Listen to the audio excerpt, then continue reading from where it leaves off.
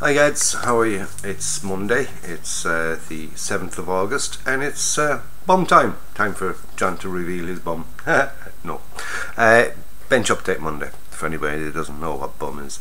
And for those of you that do, it's bum time. Anyway, what have I got this week? I want to congratulate Joe again on winning the torch group build, and anybody that hasn't seen Joe's entry, get on over to Joe's Model Kits and look at his final reveal of the torch group build. Absolutely epic diorama. It's basically an Africa Core base, easiest way to describe it. It's got a refueling depot, storage depot, maintenance depot, dippy depot, loads of depots. Anyway, so Joe won that. The model has now gone. It's in the post. It's on its way to Joe. And congratulations again to Joe. And judging by the amount of people that have commented, well deserved. Everybody says so. So what else have I got to do? Well, then there's the Joe update build, or the Joe build, Joe T34 group build. We'll just swing this around down, just have a look down at the desk. There's John's empty desk, but there's the T34 that I've been working on, the Zvezda one. I've got it weathered up now and everything else. I just have to do a little bit more on the and kind of a few rust effects, just to kind of rust up the tracks a bit. I've got them nice and black and shiny and everything else, so just a few touches of I use this and a few more other bits and pieces. I use that, which is the ultimate weathering wash for rust. I also use some Alclad rust pigments, and I use some of my own homemade rust pigments. And my own homemade rust pigments is actually rust scrapings off a barbecue. Yeah, and barbecue in this bloody weather, that's how they've all got rusty. So it's just some light, sort of, it's very orangey, which is brilliant.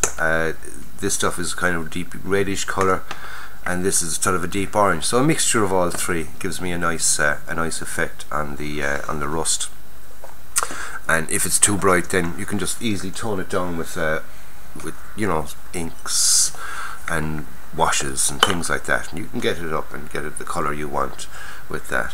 So I'll just get down the dial and we'll have a look at where I've got to with that. I have a few more little bits and pieces to do to it. Oopsie daisy. So, yeah, as you can see, it's quite big. I'll just put this T34 where it's going to be. It's going to be in there like that. So, excuse the wiggling around of the camera. Hello. Right, the wiggling around of the camera, and we'll just have a look at what I've done so far. Now, the walls, as you can see over here, they're very greyish looking and things like that, and I wasn't happy with them, so I started experimenting again. After getting them a nice reddish colour, so I got to work on the rest of them and get them down to that. The figures, I have the figures in, as you can see, just placing. You know, I might change it around yet before I'm finished. And there's the second T34. So what I do is I have it on a kind of a makeshift stand. So excuse all the wiggling around, lads, I do apologise, but it's just, I never said I had a big professional setup, and don't expect a big professional setup from John. So as you can see, as I turn it slowly, I'm resting in a pot, but as I turn it slowly, we can get an idea of the dial itself. So we've got a 334 is bursting through sort of a gap between two buildings, and the gap was a building itself originally at some stage, as you can see. So that's kind of the idea I'm going for. Like I said, just need some final fettling, just to get it right and to make me feel happy with it. I've got the telegraph poles with some wiring on it. Like I said, those, you can see now from there that the camera, the walls, I'm not 100% happy with the walls. They're just too grey. So I got to do some more work with them and just get it. It's just down to, you know, fiddling around and playing with colours and things and getting, and you know yourselves, lads, just want to get it right. And until I do, I won't final reveal it, or won't say it's finished. I won't call it done until I'm happy with it. So we'll take that out of the way and put that up there nice and gently behind me. So, and there's my turntable. Just use a pot of fiddle just to turn it around. I've also started on this, which is lovely kit, which was given to me by Simon Kemp from Simon Kemp's Models and 135 diorama bills, same chap. Excuse me. And we've got the Lav 25 Piranha.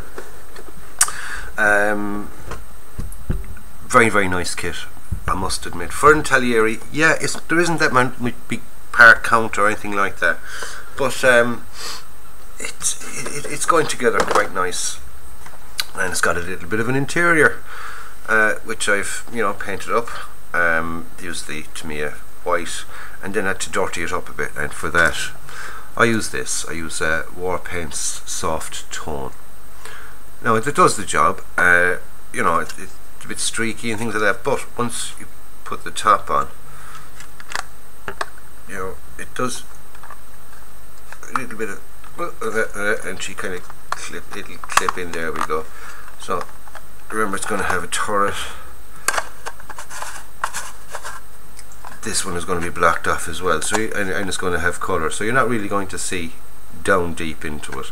And I'm going to have the doors open. He doesn't give you an option or a way of having, you know, opening doors, but you know, I'm going to have the doors open on that. So with the shadows and things like that, so that's just, I'm happy with how that will be. I haven't decided, this is my usual way, haven't decided whether to do a display board or diorama or anything with it yet. I still haven't even fully decided which paint scheme I'm going to give it. It gives you 3 options in the instructions, plus I've been looking online at clips and things, you know, just Google anything, you know yourselves, and you can get nice clips and things of, you know, them at the range and stuff like that. And there's another option then, which is just plain green, which I've spotted. So there's, you know, there's those 3 colour call-outs and a plain green, and I haven't decided yet. I'm thinking towards the NATO camouflage, so we'll see how it goes.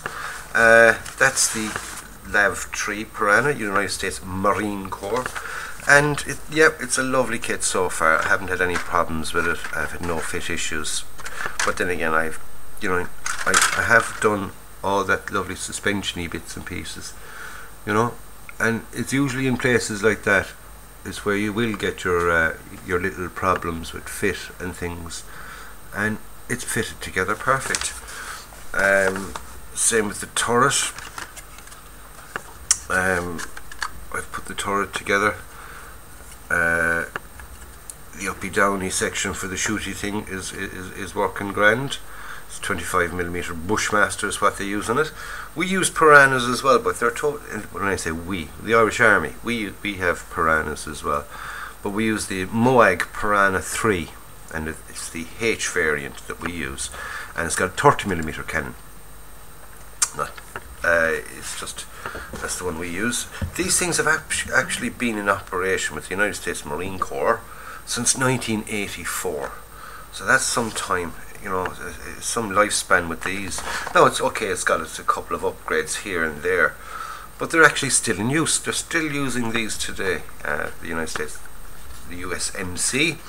So like I said, just because this is the Gulf War edition, that doesn't mean I got to build it in the Gulf War edition, you know. So I can add the bits and pieces to it, you know. If you're the kind of person that goes off and likes buying extra stowage and stuff, I know there's some lovely resin stowage sets and stuff, or you can make your stowage and things out a bit of milliput and things, and just put extra onto it.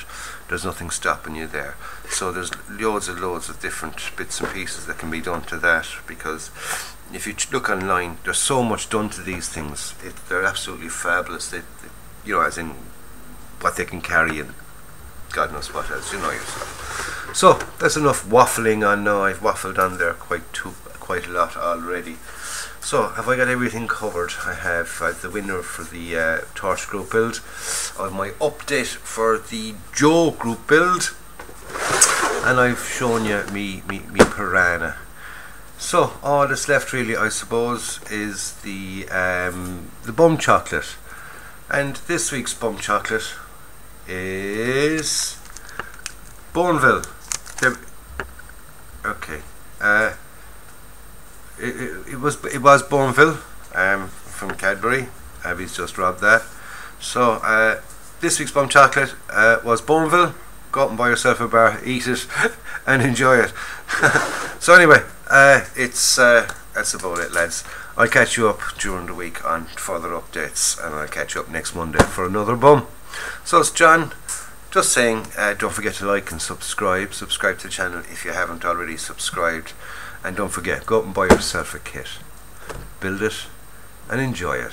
It's John, signing off.